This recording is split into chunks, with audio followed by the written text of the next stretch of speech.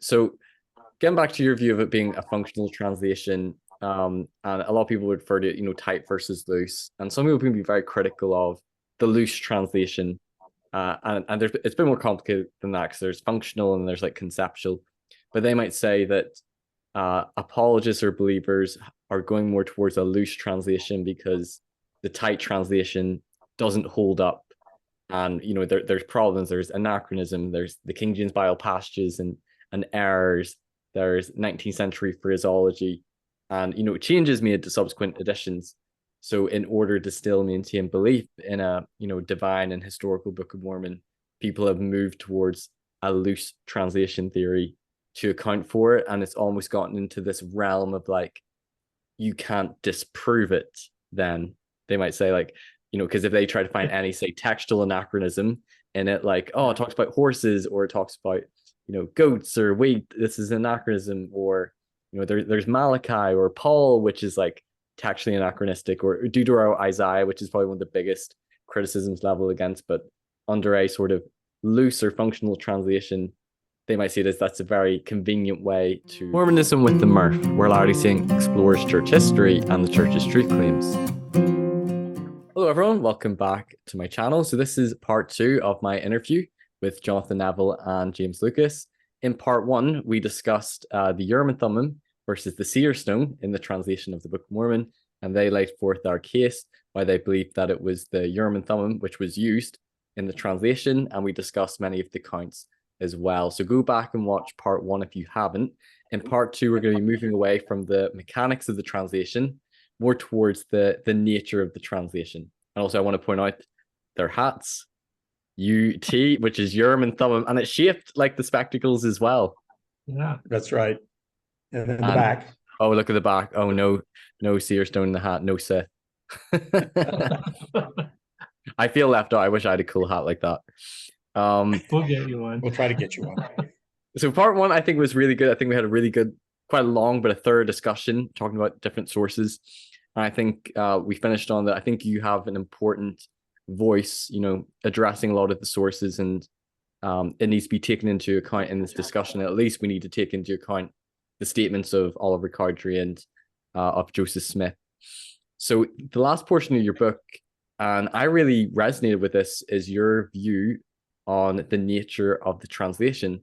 So there's different sort of theories by faithful scholars. If it is a translation of an ancient text, what is the relation between the gold plates and the text that we have, in the Book of Mormon? There's the tight translation, which is more word for word, and that Joseph is given sort of the word for word translation of the Book of Mormon. If you believe in the stone in the hat accounts, there's some accounts that point to that he's reading the words on it. And I think some of the witnesses like Emma Smith and David Whitmer, Martin Harris, a few of their statements you could interpret from it that they saw as like an inerrant sort of translation. And then there's more of the loose translation, or your view would be more functional, that Joseph Smith is the one who is rendering the meaning, that he is the translator, and some of his language or vocabulary is making its way in into the translation, but he is the translator, but he's rendering the meaning, so it's not a word for word translation. So I think we could talk a little bit about that. Is there anything you want to say initially, anything that I maybe got wrong, or anything you want to explain about your view of like a functional translation? I think you covered it real well. So yeah, let's go ahead with your questions. Okay, brilliant. Elaborate. So, and I did a recent interview with Brent Gardner, and I found his theory for the Book of Mormon translation the most reasonable to me, because I grew up and I just assumed a very tight word for word inerrant translation. So whenever I learned about that, there have been some changes to subsequent editions, either the grammar or changing, like Mary being the mother of God, the mother of the Son of God, or Mosiah Benjamin, under a very tight word for word translation. If this is coming directly from God, I was like, how can you change that? Or whenever I read Grant Palmer's book, he talked about a lot of the King James Bible passages in the Book of Mormon, both New Testament, Old Testament passages, Protestant sounding Christianity, and under a very tight word for word translation, I find that really sort of problematic. But under a functional translation, Joseph Smith being involved in the translation, him rendering it in his language and vocabulary, that can be accounted for some of those things. So let's talk about first the King James Bible. your theory of why the King James Bible shows up in the Book of Mormon under a functional translation. Well, So, I can start because Jim yeah. can elaborate a lot more about the functional and all that. But, you know, one of the criticisms is Joseph Smith quoted from Paul, for example, or from New Testament things, and they say, well, why would that be in an ancient text? Yeah, Another one it's was a the New word, Testament anachronism. It wouldn't have been on the yeah, Google. right. Or at least out of And proximity, you know, because I suppose you could say Moroni was what, AD, 300-400, so maybe he, it wasn't yeah, before Paul, but he wouldn't have had access to Paul's writings. and it was still before the King James was translated anyway. Moroni was. Exactly, So, exactly. and then like the word adieu that's in Jacob, the French word, they say, why would that be? Well, his own mother used that word in her writings. It was a common word in their language. So when you look at it as a translation that Joseph Smith himself did, of course he knew the Bible. He knew it well. He said he studied it a lot, even before he started the translation. And many of us think that he had essentially a photographic memory, where he could, that's why he gave something like 200 sermons without ever using notes. And so he was able to assimilate the biblical language, which explains why it's in the New Testament, in the Book of Mormon. So, for example, if he comes across a passage that Alma wrote that sounds something like what Paul wrote, he would just use Paul's words. He would draw from different parts of the Bible and accumulate the different passages into one verse, for example. Blending. Right. I think Skousen calls it blending. And that makes perfect sense. That's what all the ministers do. That's what we still do today when we talk with gospel talk. Just to clarify, do you believe that Joseph Smith would have had, say, because there's small phrases, in the Book of Mormon from the King James Bible, there's also some long quotations. Are you saying that you believe that he could have memorized and recited them, or do you believe that the meaning of the plate sort of triggered the translation? Maybe could you clarify what you mean? Well, yeah, it's hard, we'd have to look at each specific instance. But for example, he said when Moroni came to him and quoted Malachi, he quoted it differently than it reads in the Bible. So how would he know it was different unless he knew it word for word? If Moroni came to me and quoted Malachi, I'd say, hey, that sounds pretty good. I wouldn't know well enough to say he quoted it differently, right? Mm-hmm. But Joseph said he did. He knew that it was different.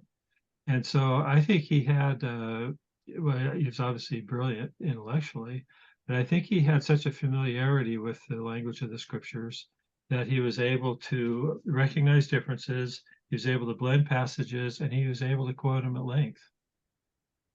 One of the things I proposed, I know it's controversial, but that the second Nephi Isaiah chapters, many of them have the appearance of being recited from memory because the type of errors that are in there, or I should say the type of discrepancies between Isaiah in the King James Version and second Nephi Isaiah, there's a few words dropped out or inverted in order, things like that wouldn't be indicia of a translation, but they look more like someone who was reciting from memory and made a few mistakes.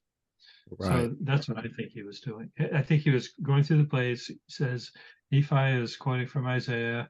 I'm just going to recite this from memory as part of the demonstration. Would you align with that, Jim? Well, even as Jonathan said, it's kind of a speculative theory, but I would align with the idea that Joseph knew his Bible well and had large pieces of the Bible committed to heart. And we have contemporaries of his, hostile contemporaries. It's not Amos Turner, but the other guy who says, Pomeroy Tucker. Yeah, Pomeroy Tucker, right? He would study. He liked the Captain Kidd adventures. So I kind of translate that into if he were alive today at the age he was, he'd probably be into video games. And but then he became more serious and started to really study the Bible. And he would memorize long sections of the Bible, which he would recite and impress the less enlightened people, basically, is what he's saying. But the point is, he says that about Joseph Smith. I don't remember that statement. I remember him saying that Martin Harris had long passages memorized, but he's saying that about Joseph as well. Yes, yes, and the citations in the book. Yeah. Oh, okay. I must have Yeah, read it, but I must yeah, have forgot. yeah. No, it's in the book. I definitely don't have a photographic memory. Oh, But well, okay. the point is, he's saying he knew long sections. He did know long sections of the Bible. He knew his Bible well, and and just to kind of fill it out, you'll get to the point. You need to have Jonathan to talk to you about Jonathan Edwards, but there's a lot of Jonathan Edwards phraseology in there. There's a lot of phraseology from other eminent theologians of the time. And the important point is that Joseph was a translator, but what is he translating? He's translating something that he believes is the Word of God. So, what kind of language is he going to use to translate it into? He's going to use the most high prestige language that he has available to him. So it makes sense. It's consistent with the nature of his task.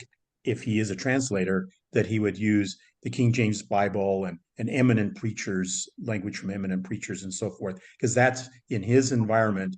That is the most high prestige language that he has access to. And so when you're translating the Word of God, you want to use the most high prestige language that you have at your hands. So it's logical that the King James vocabulary should be used, and that Jonathan Edwards and other prominent, eminent preachers' language should find their way into the Book of Mormon. So it's interesting if it's a translation, right? Because I've been I'm working on an upcoming episode on like Book of Mormon complexity, and I've been looking at the complex elements of the Book of Mormon. Are there ancient elements? And then a section is about Joseph's intellect and how much education did he have? And then I've been doing a bit of research into how well did he know the Bible? And some apologetics would say that he actually didn't know the Bible that well. Like his mother said he'd never read the Bible through in his life. I believe, Emma said that he didn't have good knowledge of the Bible. He didn't know Jerusalem had walls according to her. And I think there's other people like David Whitmer who they're almost trying to say that, he didn't know the Bible that well. So it must have been by supernatural means that he was able to quote so much of the King James Bible in there. And you sort of challenge that, and critics would also challenge that and say, no, I actually think he knew the Bible very well. And even from his own first vision accounts as well, like in the 1832 account, which I read through, he talks about from the ages of 12 to 15, like searching the scriptures diligently. He would ponder and reflect, and he was going to different revivals and sermons. And even according to Joseph, it shows that he was probably well acquainted with the Bible. How much he had memorized, it's not clear, but it shows that he was studying it and was probably very intimate with it. At least that's my understanding, from reading both his own accounts, but then some of the letters and things. There's, he sort of spoke in King James Bible language. Yeah, and in 1832. Well, in the 1832, that's where he said he had an intimate acquaintance with those of different denominations. Yeah. And that's often been interpreted to mean he knew ministers from different organizations. But what we're saying, or at least I'm saying, is he had an intimate acquaintance with the writings of other Christian authors, right? Jonathon Edwards and James Hervey.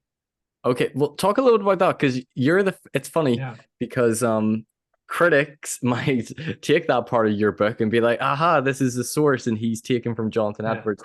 Right. And you're the first person I'd read about talking about Jonathon Edwards and comparing it to some of the language in the Book of Mormon. And you talk about that a lot of the language phraseology is quite similar to like revivalist language, and particularly like Methodist language and sermons that Joseph might have been hearing, which is an argument that critics would make, Dan Vogler, Grant Palmer, but maybe talk a little bit about that. Well, the easy way to remember that is any evidence of composition is also evidence of translation, because you can only translate material using words that you're familiar with, right? Whether you're writing it originally or you're translating it, it's the same vocabulary and syntax and so on. And so, because I know one of my favorite authors is Leo Tolstoy, but I don't read Russian. So I'm reading the translations. And if they didn't tell me it was a translation, I would assume the person who produced the English version wrote it originally. So the only way to tell if it's a translation instead of a composition is if you have either the original document, which we don't in this case. Which you don't have. Yeah, we don't have. So the second way you do it is you look for indicia of a translation that would have been unlikely for Joseph Smith to have. And Jim will talk about that as far as the Hebrew structure and all those kind of things. But in terms of just the vocabulary and even the concepts, you know, I'll just give you a little background on Jonathon Edwards. So I had some free time and I was puzzling over Royal Skousen's theory that it's all, you know, dictated early modern English. And so I started looking at some of the examples that he gave, and he said Joseph couldn't have known these words. There's another article out there where it says the non-King James vocabulary is too sophisticated for Joseph Smith to have known because he was uneducated. Mm-hmm. So first I started with the Palmyra newspapers, and a lot of the 700 plus words, non-biblical words in the Book of Mormon appear in the local newspapers, so they were easily accessible to Joseph. But a lot of them aren't, and that's when I started doing more research, and I stumbled across these continual references to Jonathon Edwards. And I thought, why would Jonathon Edwards have anything to do with this? And then I noticed in the Palmyra newspaper, they were advertising the 8-volume set of the works of President Edwards, because he was a president of Princeton. And so Jonathon Edwards' 8 volumes were on sale in the very bookstore that Joseph went to every week to get the newspaper for his father. So I thought, well, let me look into Jonathon Edwards more. And I have an enormous database. It's like 1,500 pages now of all the non-biblical words and phrases in the Book of Mormon and how Jonathon Edwards used them. I have some examples of where the Royal Skousen and the other scholars say Joseph was kind of paraphrasing biblical passages where the Book of Mormon doesn't quote him exactly. Mm-hmm. And I found Jonathon Edwards did the exact same paraphrase. So I think that I concluded from all this, and is an example like the natural man is an enemy to God? Is that a statement I think I read in your book? Yeah, might come from him? Example, because Jonathon Edwards wrote a whole essay on how the natural man is an enemy to God, and it turns out when I ended up buying, I'll show you this, because I don't trust anything, so I bought an actual set of the 1808 books. I wanted to see it for myself, and this is volume 3. This is the one that has the natural man as an enemy to God in it. And so this is the one that was on sale in Palmyra. And the one right before, the article right before the natural man as an enemy to God is called The Temptations of Joseph, about Joseph in Egypt.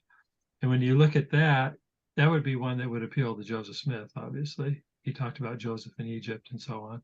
Mm-hmm. And the very next one is natural man as an enemy to God. And Jonathon Edwards elaborates quite a bit on how the natural man is an enemy to God. And the Book of Mormon doesn't really even get into that. It just gives you the solution.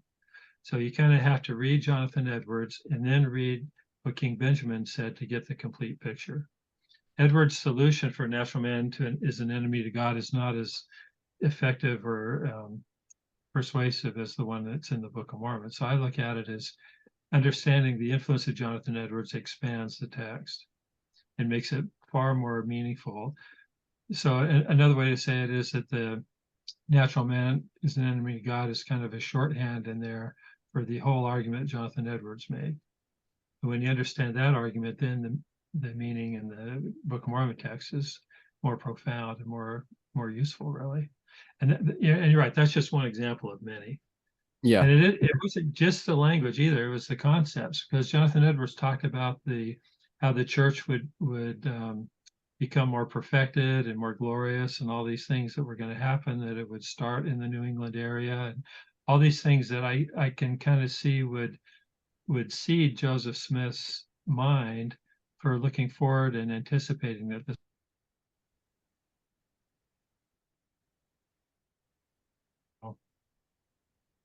Sorry, I lost you there for a wee sec. Oh, did you? Okay. Can you finish off what you said there? Yeah. Well, I'm just saying that it wasn't just the vocabulary and the wording, but also some of the key concepts right. that Okay. wrote about that find their way into the Restoration. And you believe that Joseph would have had access to some of his writings, some of his sermons? Well, he clearly had access. And I know one of the critics was saying, well, the account that I think it was Pomeroy Tucker gave was that, or Amos Turner, that Joseph came into the print shop to get the newspaper for his father, and he was a lingerer, there, and he was around the printing press, and so they would dab his face with ink and all that. And they said, but they didn't say that he was sat there reading books, which he didn't. They didn't say that, but they hardly said anything about it other than that they remembered dabbing him with ink. But they called him what was it, a lingerer, some kind of a lingerer. A lingerer, Yeah. something about a Some phrase. lingerer. He definitely used the word But the lingerer. gist of it was that he was hanging around the bookstore. And so he's in the bookstore. Jonathan Edwards' books are right there on the shelf. For him to not have had access to them is, well, he clearly had access to them. It's whether he actually read them or not. Right. Maybe he borrowed, took them home, who knows. But so you're saying it was accessible. There's no way we can know for certain he read them, but you're right. seeing similar language and concepts in Jonathan Edwards' writings that show up in the Book of Mormon, but are expanded upon. Right. Yes, and Jonathan Edwards was very Oh, prestigious at that time. So you could also buy little pamphlets of his sermons. They'd print cheap little penny pamphlets of his sermons. And the preachers would use long quotes from him in their sermons. So there's lots of ways that Joseph could be exposed to Jonathan Edwards' language. Right. Okay. And your thoughts, because you touched on this, because Skousen and some other people are claiming that the Book of Mormon isn't actually Joseph Smith is the translator, and some of this bad grammar is actually early modern English, and that's maybe more of a 16th century translation that he's reading, from the stone, so he's not the translator. And you address this in your book. What's your response to that? I know I struggle with that theory just because I see a lot of 19th century phraseology and revivalist language, and to me I feel like it's either a 19th century text or a 19th century translation. To me, I see a lot of the 19th century and Joseph Smith's vocabulary in there.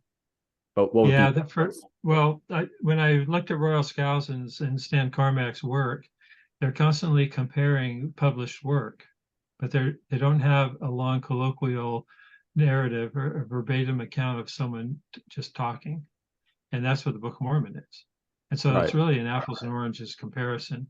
And we know that when they took the manuscript in to get it printed, the printer wanted to correct the grammar, right? So presumably every published book would have had corrected grammar. So if they're really comparing two different things when they talk about this early modern English. There's lots of indications that people were speaking using local, or what we would call early modern English type of grammar at the time. And so, and lots of critics of Skousen have pointed out that, there was what they call when the legacy of English grammar from different parts of England when they came over. Colonial lag. What was it? Colonial lag. Colonial lag. Yeah, colonial lag. That's what it is, the colonial lag. So these old forms of English endured longer in parts of the United States, especially rural areas, than they did in the cities where the books were published. And so there's lots of reasons to question the basic premise of Royal Skousen. My overall criticism of him is he just assumed it all came from the King James Version and didn't really look at these other sources like Jonathan Edwards, which are much closer to the passages in the Book of Mormon. Right. Okay.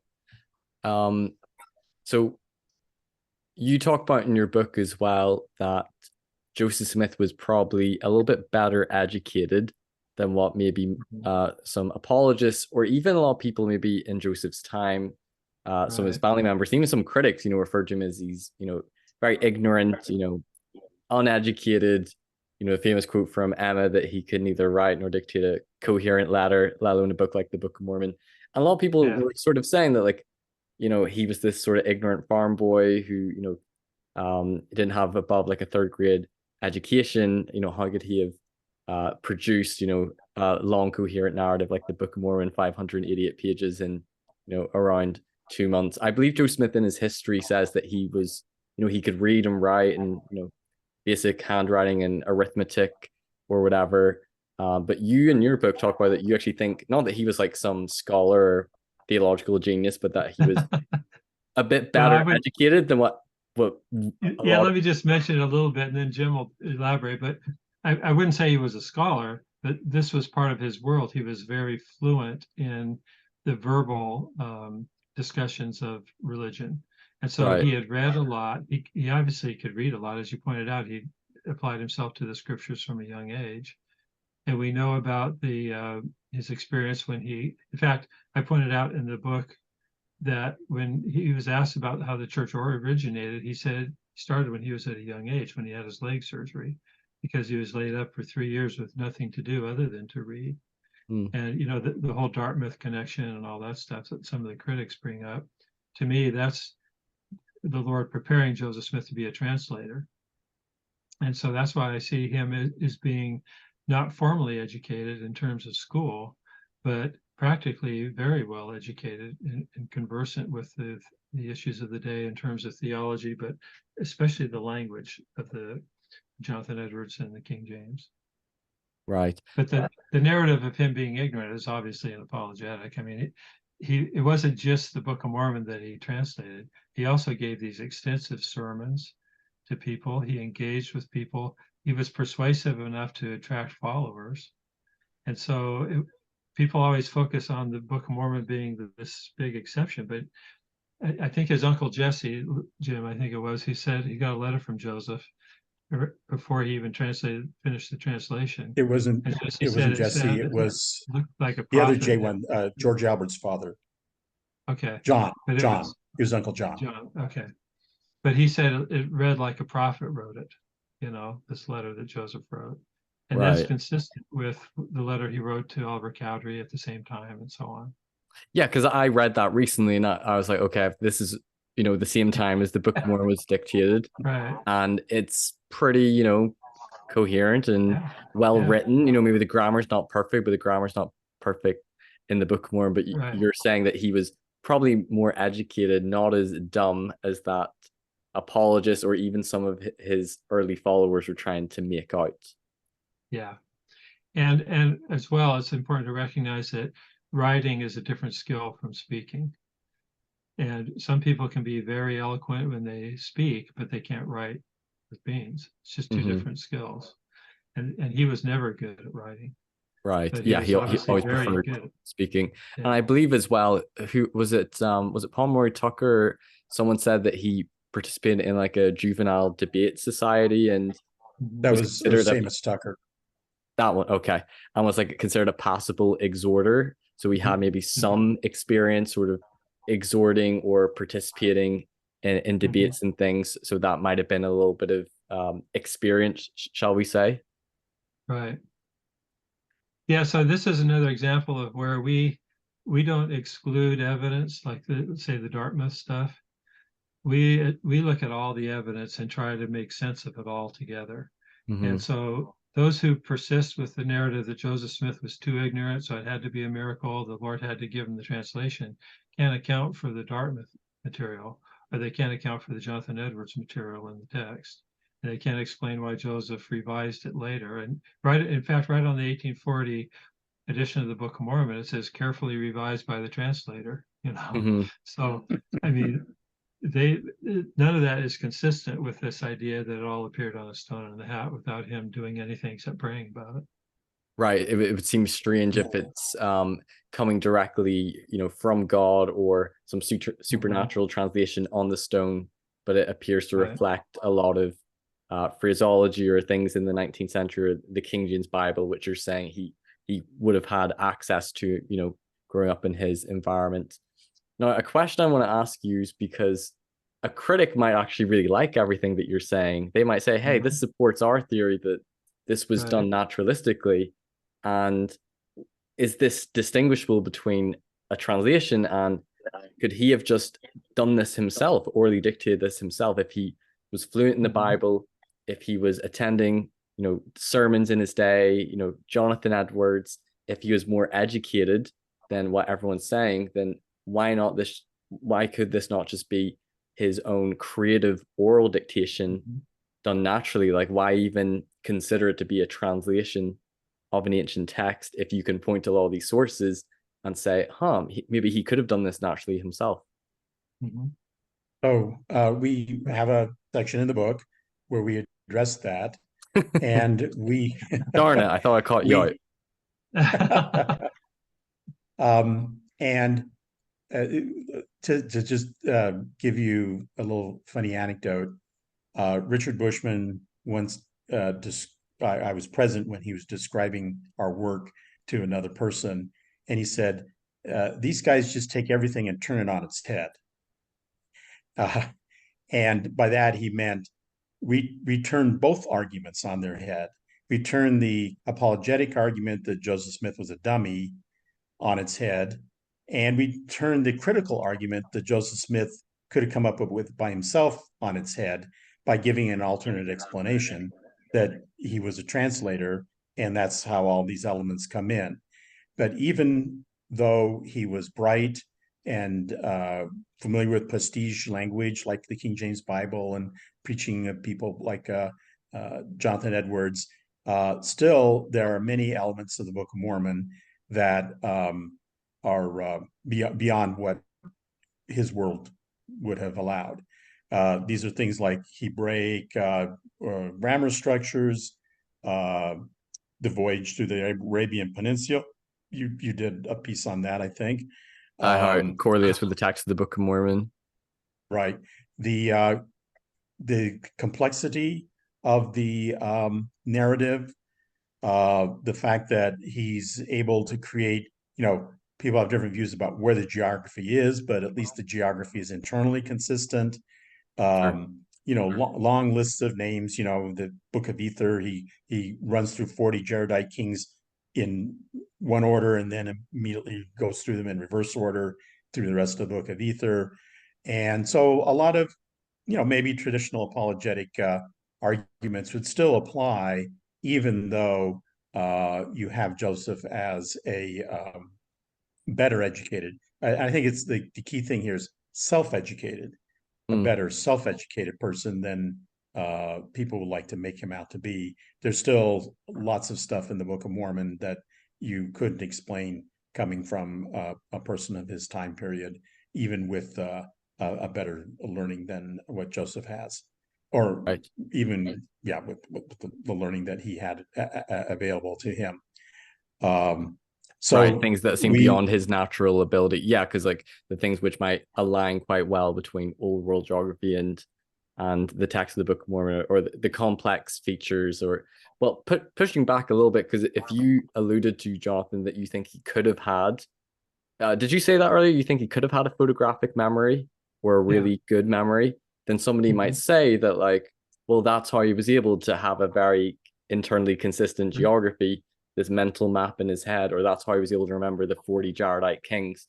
Because that the only explanation for that would be he would have had to have had an amazing photographic memory. But if you're saying, in your view, he might have, then that might explain those complex elements of the Book of Mormon. Sure, and I've written novels before, and one or two of them have been kind of a fantasy thing, where the entire book takes place in my mind, and I can tell you all about characters and places that aren't in the actual book because I've created them in my mind, and I can locate them and all that. Because that'll be Dan Vogel's argument, because I made those sort of apologetic arguments to him. Now, I don't think he would say that Joseph had a photographic memory. He would say that he was fluent in the Bible. But whenever I brought up the complex, internally consistent geography, I was making that argument, he pretty much said, like, okay, could you keep it all straight together in your head without a map? And I was like, no. And he's like, okay, you're saying that you couldn't, but maybe Joseph Smith could, and maybe he had this completely, as you're saying, mapped out in his head, and that's how he kept it all straight. And I think when I asked him about the Jaredite kings, he said, well, you don't know, maybe he could have peeked in the manuscript. Like, you can't say he didn't. And I was like, well, you can't say he did. But yeah, somebody could say, like, well, if he had a photographic memory, then those things are explainable in the Book of Mormon.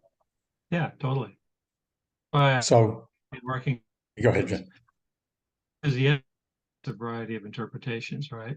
But like I mentioned earlier with the example of Tolstoy, if an author produces a work, they can claim it as their own, or they can say it was a translation. And the only way to tell when you don't have the original is by what the author says.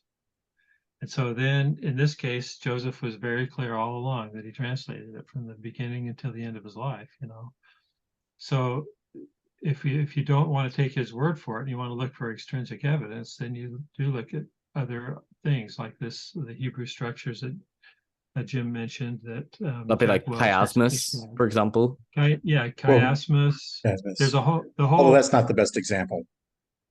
well, chiasmus, and then there's a lot of others. That Don Perry has a whole version of the Book of Mormon written in Hebrew parallel form Hmm. that would be very difficult to recreate. I mean, even Jonathon Edwards talked a lot about Hebrew parallelisms, and he incorporated them somewhat in his work, but nowhere near to the extent that the Book of Mormon does. Mm. And so that's one thing. The other is the geography. In my view, of course, the Book of Mormon describes North America pretty well and explains kind of the cultural artifacts that we see in the Midwest and so on. So, and that could all be a coincidence. You just pile Yeah, up all people could say that about Nahum, Bountiful, Sure, could all be a totally. coincidence. Yeah. But I think I remember once reading this quote. It was on a series called LDS Truth Claims, and he Uh-huh. said that like either the Book of Mormon is a 19th century composition, 19th century text, and I think we would all agree we see 19th century elements in it. But if it Yeah. has historicity, then it's a 19th century translation of an ancient text. So even if you point to all these, oh, this looks 19th century, this is the King James Bible, this sounds like, a revivalist preacher. But if there's also Yeah. historicity in it, then you could say, well, it's a translation of an ancient text. And then the argument is, well, is there any historicity then for the Book of Mormon? But you're come from the position of you see historicity in it, both things which align with geography, Old World, New World, Hebraic structures in the Book of Mormon, which cause you to believe it's a translation, as Joseph said. Mm-hmm. Yeah, just to illustrate this, let me bring to your attention this book. Whoop, oh, there we What's go. that called? Preserved in Translation. Translation by Don Perry. Uh-huh. And this book is, it's not as well known as the chiasmus stuff, but Don Perry, who was professor of Hebrew at BYU, lists 30 different Hebraic structures, of which chiasmus or inverted parallelism is only one. So, that's, and there's been a huge amount of work done by people over 100 years, literally since the 1930s, showing all different ways in which ancient language patterns appear in the English text of the Book of Mormon that are not natural to either modern English or 19th century English. So but I'd make this somewhat larger point, which is that we kind of fall into and have fallen into a kind of a pattern of approach to the Book of Mormon where it's very didactic and it's very oppositional.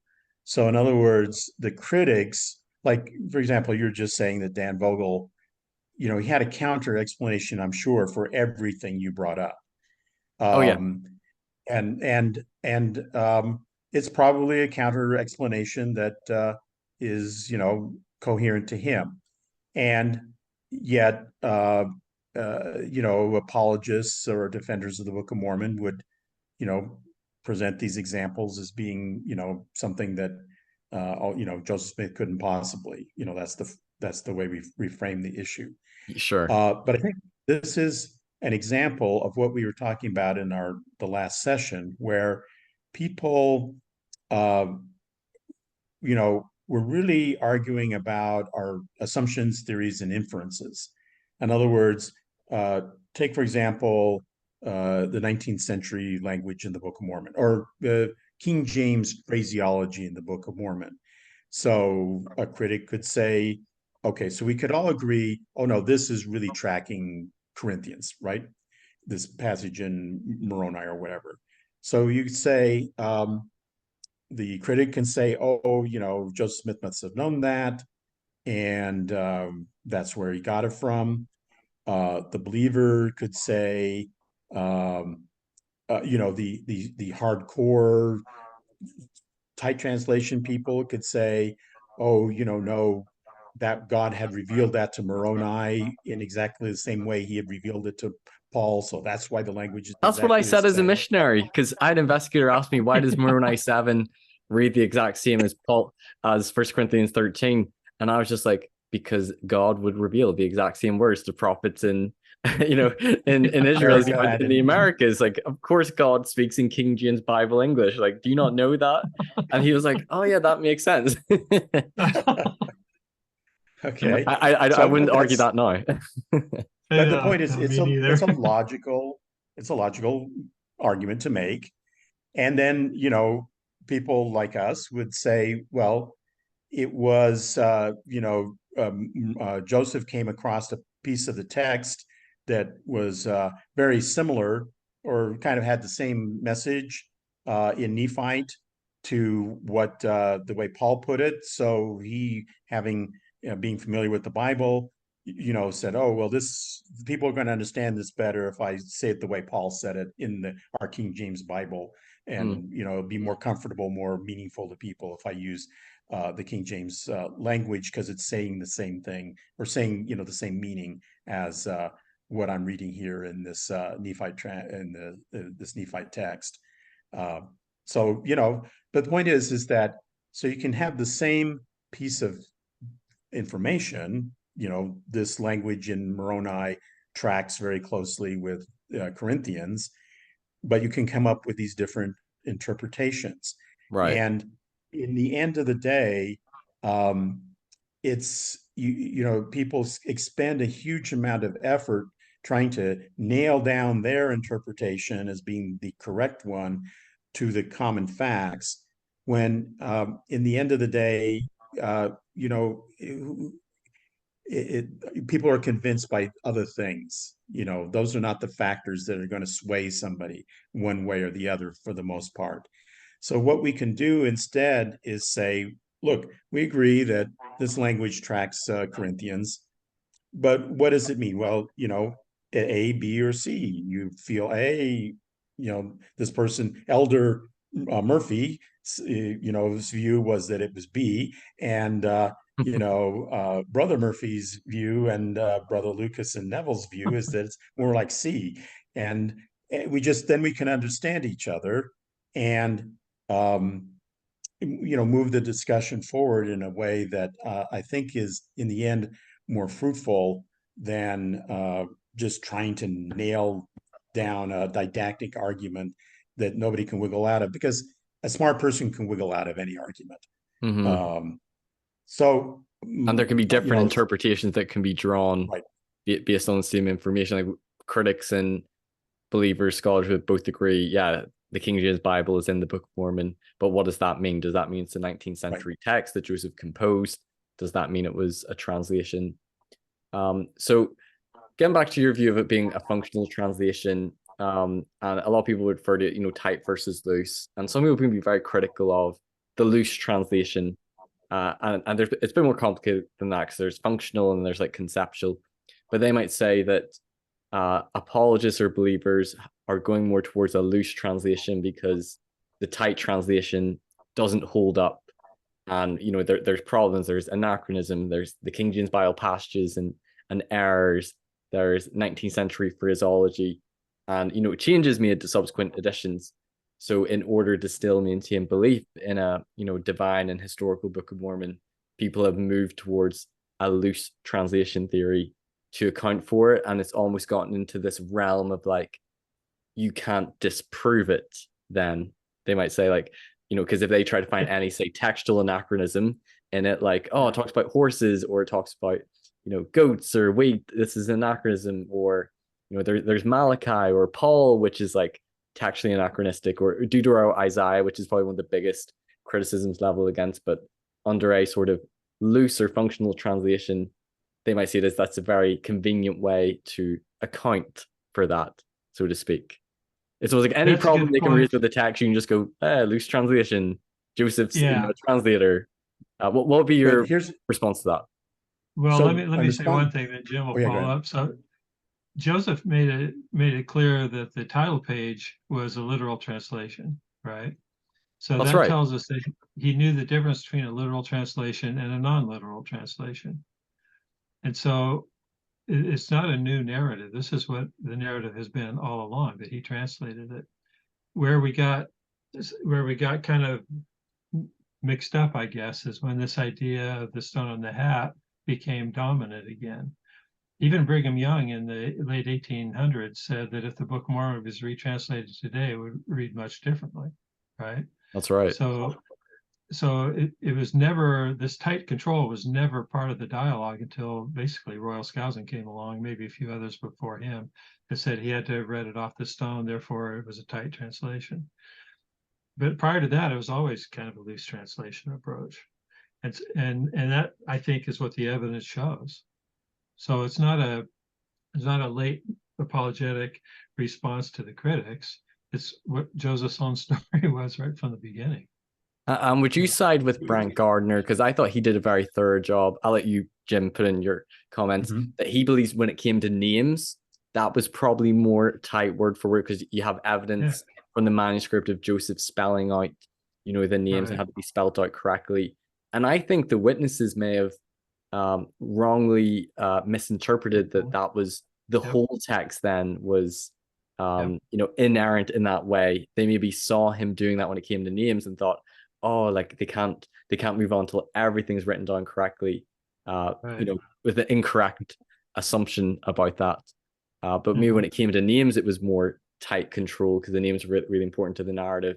But the manuscript evidence is clear that there's errors and mistakes in the spelling and such. And it's certainly not a tight word for word. Definitely not an inerrant translation. That's debunked. But you're saying that that was never the claim by Joseph, and Brigham Young didn't view it that way.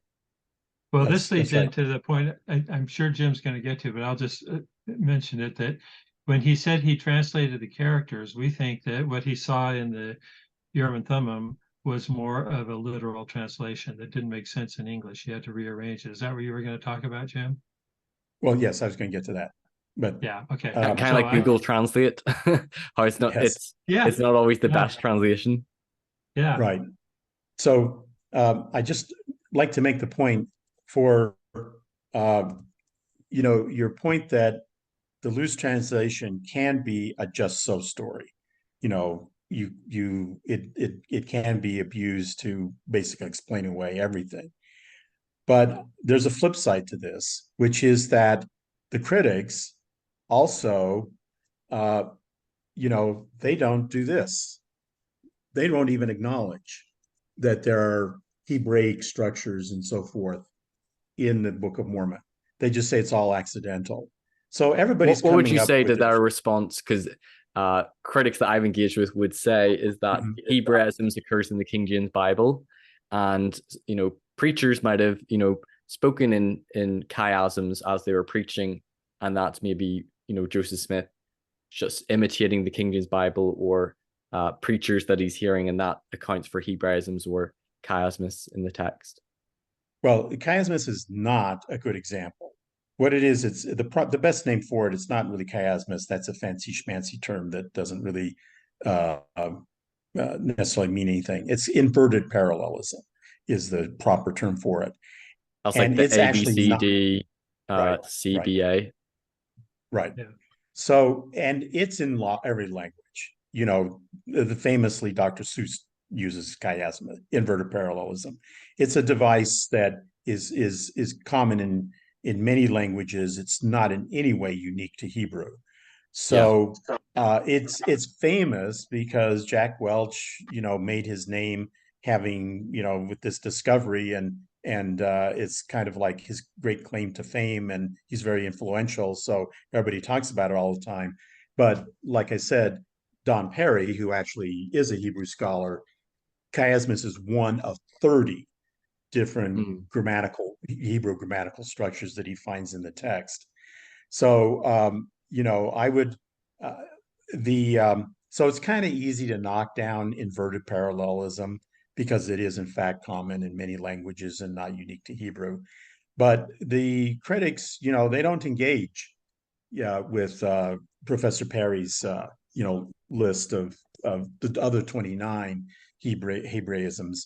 So, I mean, again, this is just to point out that, it's kind of both sides. I'm not saying that loose translation can't be a just so story, but I'm saying that, the critics are also kind of ignore so on a naturalistic explanation, you can't nail that down either. You can explain anything with a naturalistic explanation. Joseph was bright. Joseph saw it in the Bible. He read it could have read it in a book someplace. I mean, it's every bit as much of a just so story as the loose translation is. Right. It's abused used too freely to wiggle out of things. Yeah, So because I read about how scholars had noticed King Benjamin's sermon that it's like an ancient covenant renewal festival and like right. a coronation ceremony, Mm-hmm. and it tracks the Feast of Tabernacles. Yeah. And they would say, well, there's some of that in the Bible, but it really would take scholars to see that. And then, Right. Some critics might say, well, Joseph, if it's in the Bible, he could have just taken it from it, even if it's wouldn't have been easy to tell. So that could be an example where they might attribute, sort of anything complex or pointing to like, ancient Jewish tradition or law. Well, he could have just got it from the Bible. Right. So from my point of view, the strong apologetic response to this is that you can always say he read it someplace else. Hiram told it to him after he learned about it at the grade school at Dartmouth. He read it in view of the Hebrews. It's found somewhere in the King James Bible or whatever. You can always come up with those things. For me, the important thing to remember is that Joseph Smith was dictating this text on the fly without on the first run. So I would say inverted parallelism is in and of itself a problematic example because it's actually found in many different languages.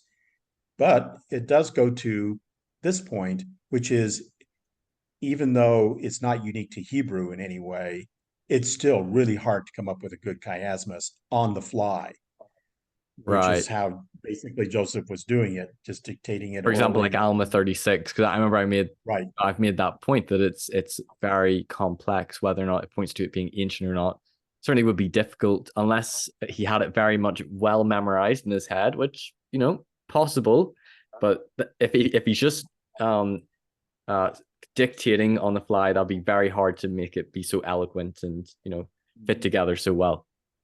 Right. So our approach in trying to figure out how the book was translated was to say, let's back up and look at this text. And what are the major characteristics of this text? In other words, the English Book of Mormon that we have. And we kind of identified 4 major characteristics. One is that it clearly reflects a lot of 19th century language, phraseology, and so forth. 2, it has a bunch of King James influence in it. 3, and this is one where the critics simply, close their eyes and ears and don't want to hear it, is that it does have a lot of ancient language forms, that can be traced to Hebrew and so forth, that are preserved in translation and you don't see him imitating the King James Bible. You don't see that as an adequate explanation for that. No, because first of all, the King James translators, although they stayed pretty close, more close to the Hebrew than more modern translations would, nonetheless, they freely messed up the Hebrew word orders to make it make sense in 1600s English. Mm-hmm. So, like, for example, are there chiasms in the King James Old Testament? Absolutely. How good of chiasms are they?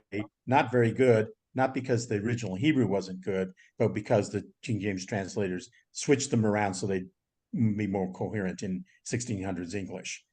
So on top of that, Jim, on top of that, it's difficult to recognize the way it's divided into chapters and verses. That's why when Don has to kind of reformat the whole thing to make it apparent. So that's another complication. A lot of these critics do their reformatting and say, well, see, there it is, but it's not obvious unless you do that. So in the King James Bible. And the final characteristic is, of course, that it has this extremely complex narrative. all these names and events and people, and this chain of scribes that goes over 1,000 years, and it's complicated. There's preaching, there's all kinds of different literary forms, and so forth. So the narrative is it's a very complex narrative. Yeah, I'd agree with that. So so anyway, so those are the four characteristics. Now, it could be, and you can argue all day long whether Joseph could have come up with all that stuff by himself or not. But the point is those are characteristics that I think most people would agree are characteristics of this text. So what we did was we took an inductive approach. We said, based on the historical testimonies that we're working with and so forth, what would produce that kind of a text? Because it's complicated. It's got the 19th century language, but it's got these substrata of Hebraic word orders, and it's got this complex narrative, but it's loaded up with this King James English also. So what would produce that text? What methodology would produce that text? So what we came up with was sort of a double process.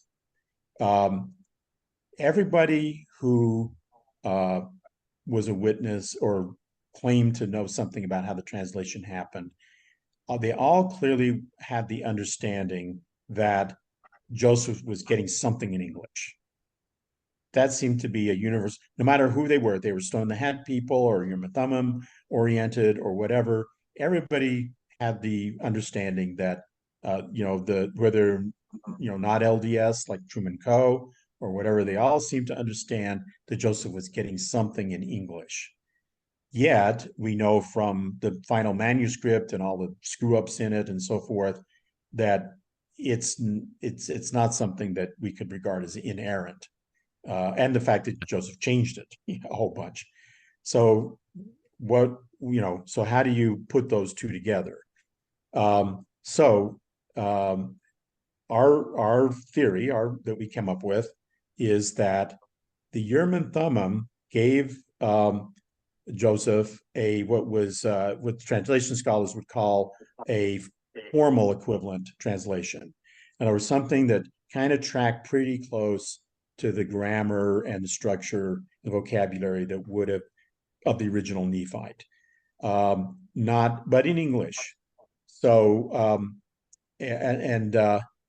without having more like literal word for word.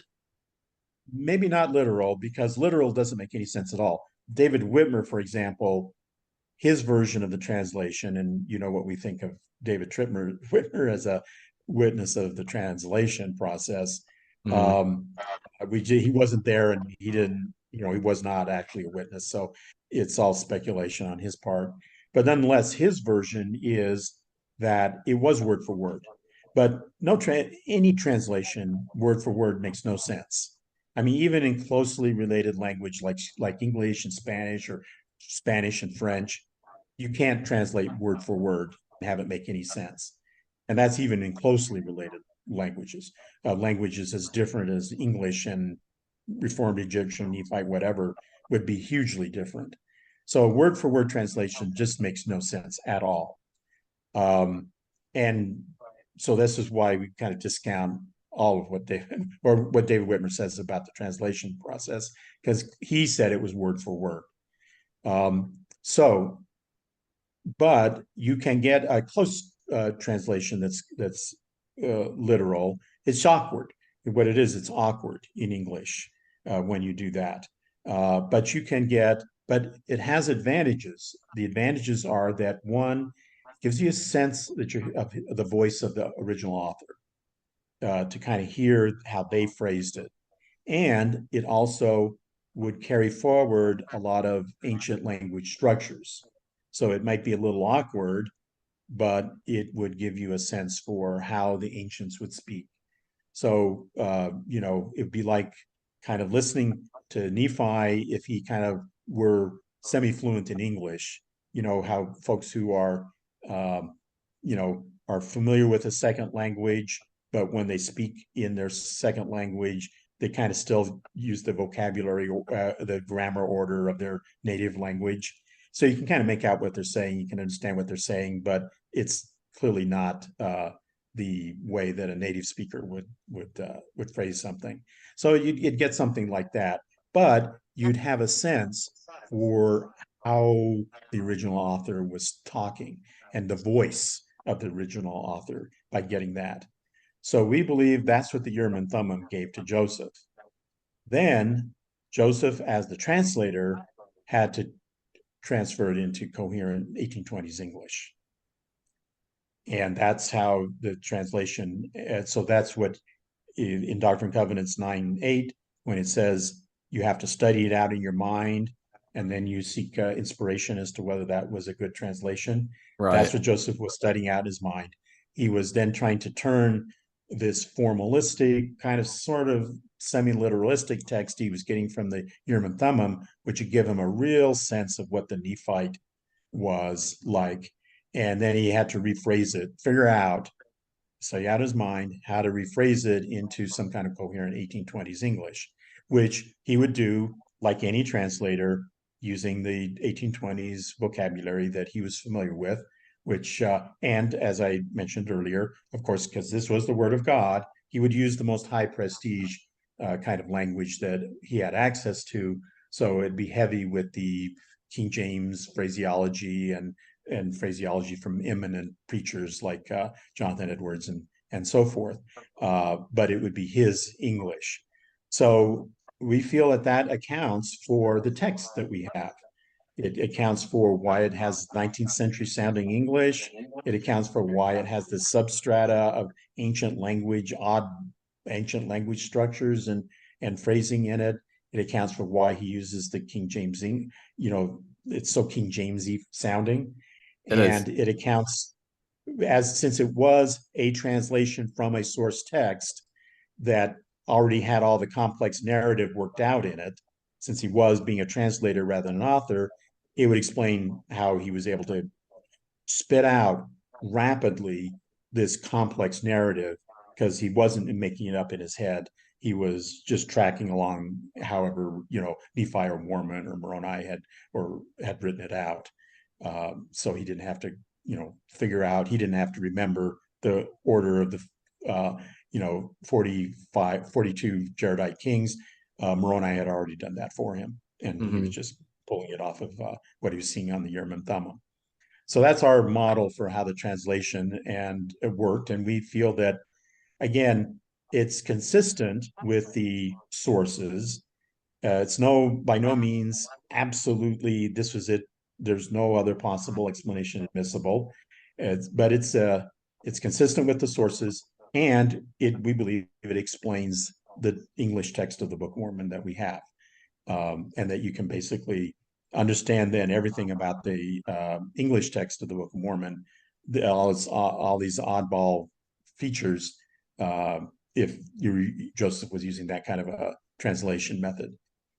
And I'd add it has the advantage also of making it accessible to modern people, because of course this turns the Urim and Thummim into technology.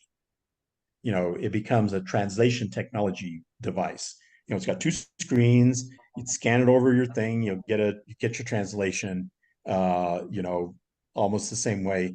Obviously, there's still huge differences between it and a cell phone, but it's something you can compare to what a modern person would do that had a translation app in their cell phone. So it makes we hope the Book of Mormon sort of more accessible to a modern audience, to think of the Urim and Thummim, not as folk magic, which is of course how 1830s people would have seen it, because that's their culture, but rather help us understand it as some kind of celestial technology, which is just much more accessible to 21st century people, to think of it that way. So so just to continue one more minute, we found, we had discussed, I think maybe last time, the fact that we feel one of the reasons this issue is important is because it does seem to derail a lot of people. We found a survey online that some guy just it's it's not a super rigorous study. There aren't control groups and all that kind of stuff. But some guy did a survey on TikTok or something saying, if you've left Mormonism, tell me what was the factor that got you drove you out of Mormonism, caused you to question his truth claims. And I don't know, tell me, Jonathan, if I'm remembering this correctly, but over half of the respondents said that the stone in the hat narrative either was a major factor or a contributing factor in causing them to begin to doubt Mormonism's truth claims. So, we think that obviously, we're throwing out the stone in the hat and we're saying, no, Joseph Smith was a nerd and the Urim and Thummim were high technology. We just think it makes the whole thing more, we're hoping that it makes the whole thing just so much more accessible to modern 21st century people. Right. I'm curious, what's your view on Oliver Cowdery then when he tries to translate? Do you believe he tried to use the Urim and Thummim? And if you're saying that the Urim and Thummim would have given like a semi-literal translation, but then Joseph would have to do intellectual work to put it in his vocabulary and also to make it applicable to his audience. But if he was aided by the Urim and Thummim, why do you think Oliver failed then, if there was almost like the Urim and Thummim was sort of like an aid in the translation? I would say that a couple of things. First of all, remember what it says. It says, you thought that you only needed to ask. So Oliver's probably thrown by this awkward language that he was seeing. And secondly, it's important to remember by that point, Joseph had been translating for a long time. He translated all the lost 116 pages. He had translated a lot of the maybe a lot of the Mormon part of the Book of Mormon. So Joseph was probably gotten pretty experienced at this by that point. And Oliver looks at this kind of semi-literalistic language. He doesn't know quite what to make sense of it. He could recognize them as words, but what's this? Why is this in this order? And he realizes that is no way he's going to be able to fluently have this flow out the way Joseph is able to do it by that point. That's my theory. I don't know, Jonathan may have another view on that. That's how I see it as well. I have this replica, the Rosetta Stone, that I always have on my desk. I got it at the British Museum, actually, in London. But we use this as a comparison because when they translate, they do the literal translation from one to the other. It doesn't make sense in the target language. You have to take what is on there and reformulate it, maybe come up with a different nuance or a different term, a synonym, to make it make sense in English. And that's how I see it happening. I mean, like Jim said, Joseph had a lot of experience with it. The first thing he did was translate the individual characters. So he had some familiarity and knowledge of the language. According to Parley Pratt, Joseph learned the language. And so it was much more fluent for him to go through and read what the stone was giving him. I think we've given the example in a presentation where when I lived in China, we would go around and use our Google phone to look at the signs, and the Google Translate would flip between alternative interpretations of each Chinese symbol. We just kind of have to pick one that made sense. And that's kind of how I see this happening as well. And it's unlike, the analogy has been given of a cell phone giving the text in the hat, like on the stone, but that was without looking at the plates. And we see it as the Urim and Thummim by itself needed the plates to give a translation. Right. Okay. I mean, when you say, is it like at the end of the last episode, you were asking us about, well, can't we kind of blend this and have sometimes the interpreters and sometimes the seer stone? One response to that is to remember it's not a choice between the seer stone and the interpreters. It's between a choice between the seer stone and the interpreters and the plates. In other words, if you're going to go with the seer stone, you're throwing out the plates as well as the interpreters. And so you're basically like I read in the quote from Richard Bushman at the end of our last session, you're if you're going to go with the seer stone, you basically are throwing out everything that was in the stone box that Joseph went through so much trouble and Moroni went through so much trouble to, secure on the Hill Cumorah to produce our Book of Mormon.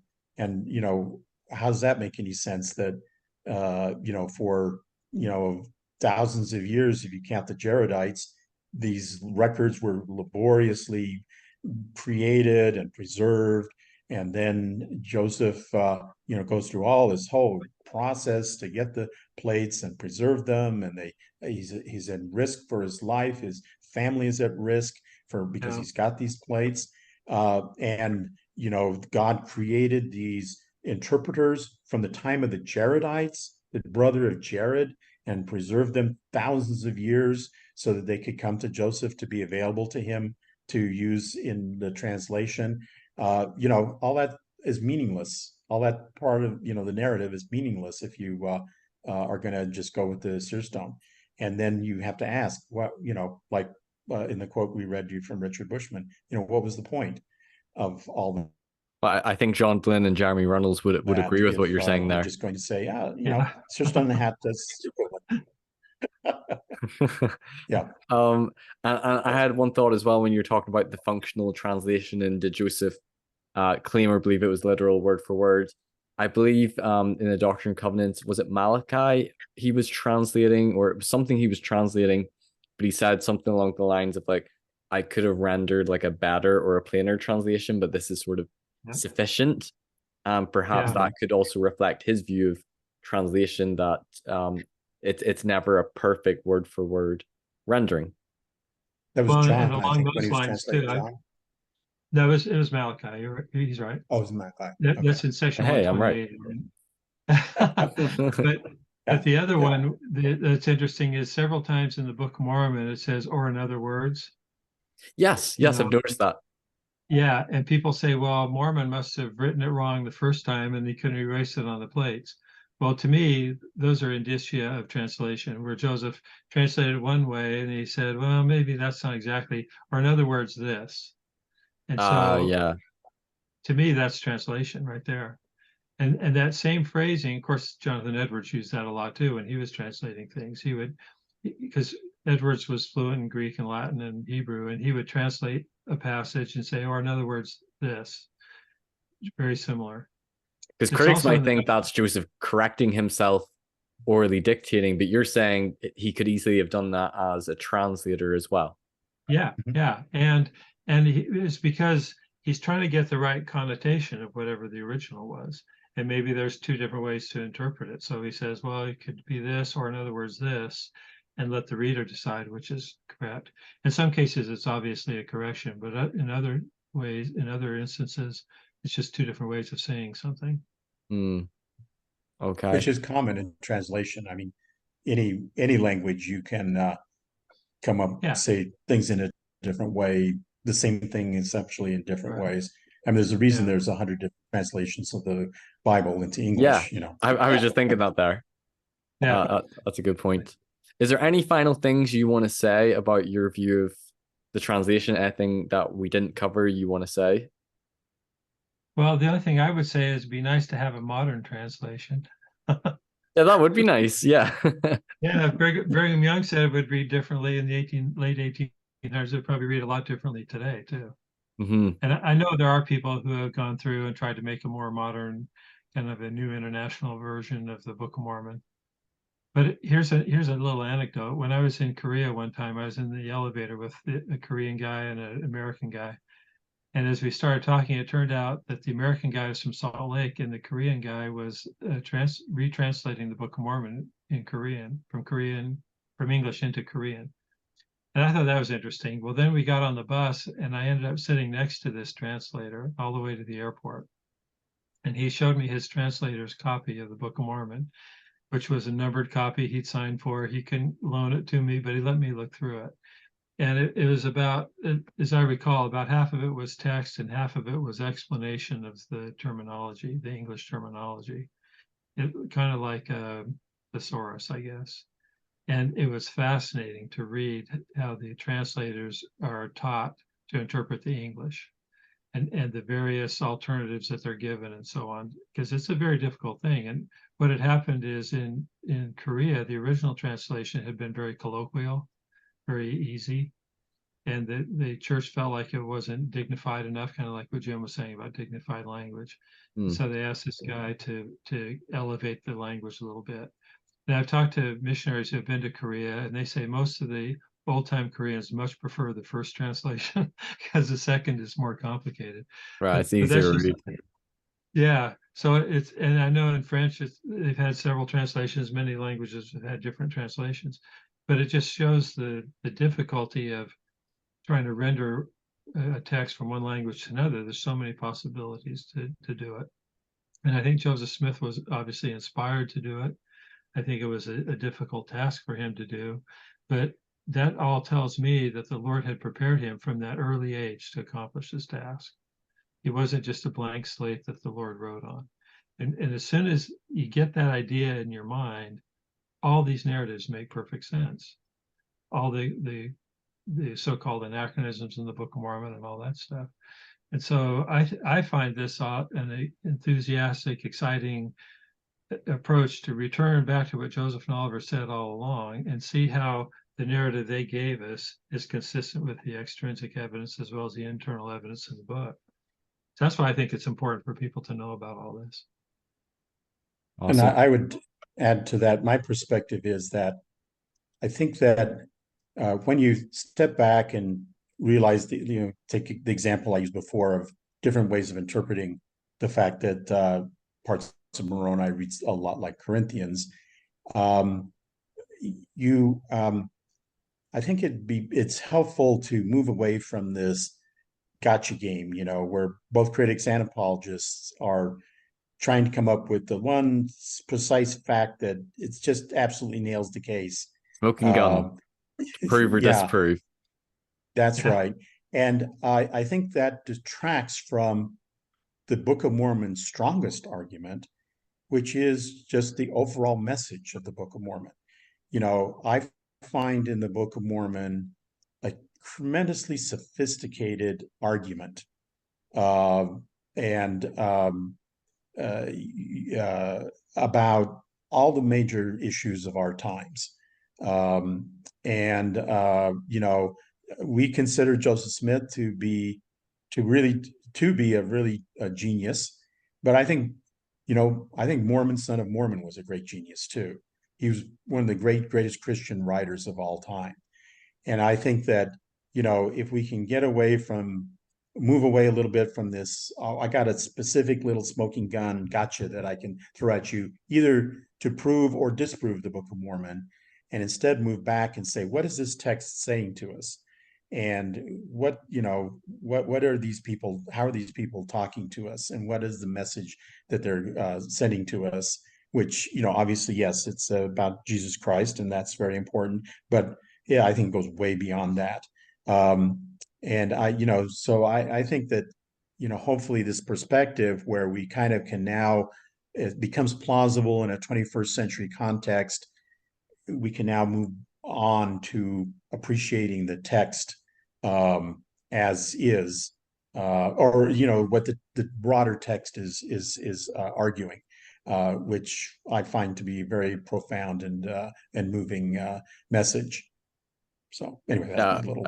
I guess you could say the message of the Book of Mormon, the doctrine, the spiritual power in it is probably the most important part. Like I remember listening to a Saints Unscripted story of a woman who struggled with addictions and things and a lot of problems in her life, and how the Book of Mormon gave her the spiritual power to overcome it. And then she made this promise to herself that she would read the Book of Mormon every day, and she never went back to struggling with her addiction stuff because of the power in the Book of Mormon. And that's yeah, you could argue old world geography or Hebraic structure, the book's complexity, but that's really I think the most powerful case for the Book of Mormon is how it can transform people's lives. Obviously it's subjective, but I think that's kind of what the book ultimately is all about. is the spiritual power in it, and you drawing closer to God and to Christ, and receiving answers and personal inspiration and help.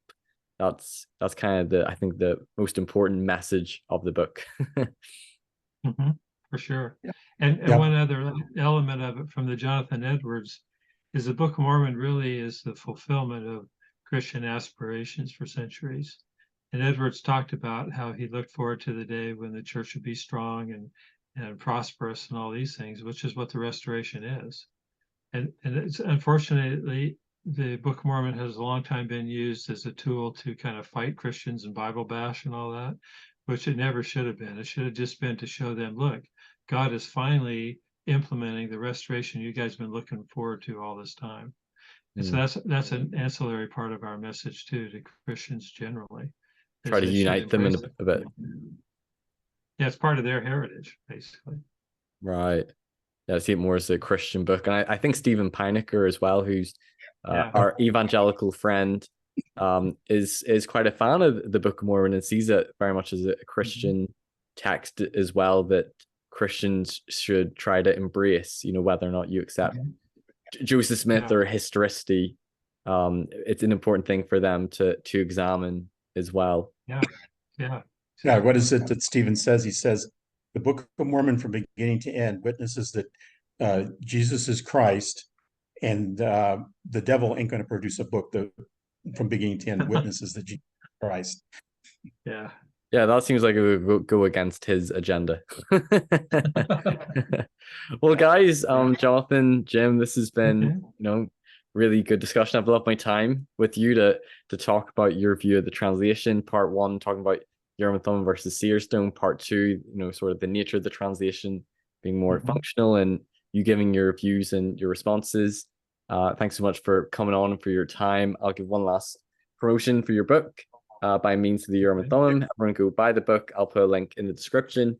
And I think that your research and your scholarship and your arguments needs to be taken seriously. People shouldn't dismiss it. And I think you present a more reasonable and a stronger case for the Urim and Thummim and Joseph being involved as a translator, and it should be part of this ongoing discussion.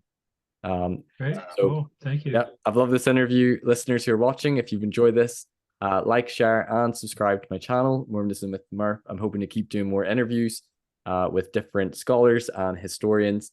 So if you don't want to miss out, subscribe, and I'll see you next time on Mormonism with the Murph. Take care. Bye-bye. Thanks everyone for watching this episode. If you've enjoyed it, please give it a like, share it with others who might benefit, and don't forget to subscribe so you don't miss any future content. You can also listen to these episodes on podcast form on Anchor or Spotify, and you can follow me on Facebook, Instagram, and TikTok. Check out my website for more content, personal blog, and more. And if you care to donate to support me, you can via my PayPal or Patreon, or through the website. And you can also give donations via YouTube through Super Chats. Thanks for watching Mormonism with the Murph. Take care. Bye-bye.